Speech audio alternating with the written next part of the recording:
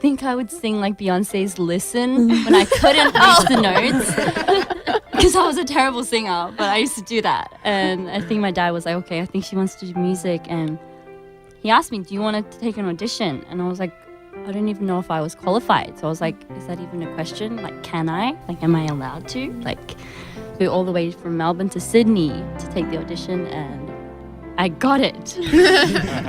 No, yeah, they flew with me to Korea, but then after they dropped me off, they had to come back to Australia because they've got their jobs there and everything.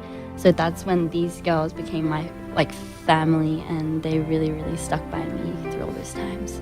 It's cool. 16 years old. It was like this drive. Like I was like, I cannot fly all the way back to Australia without making this work.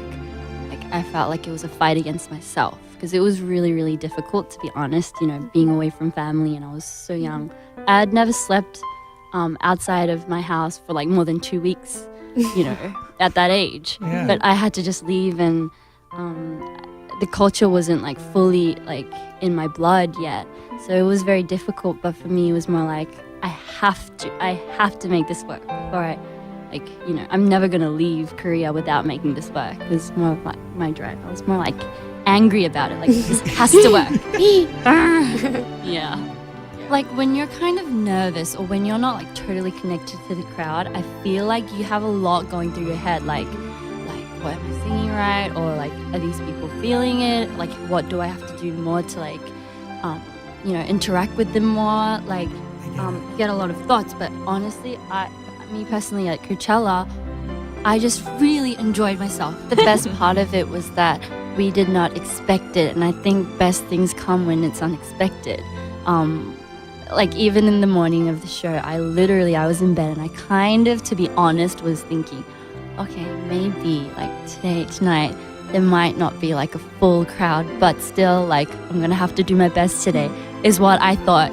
Until we, like us four, we walked out on stage. We didn't even have time to talk about it, but we were like, and then the music came on and I'm like, oh my gosh.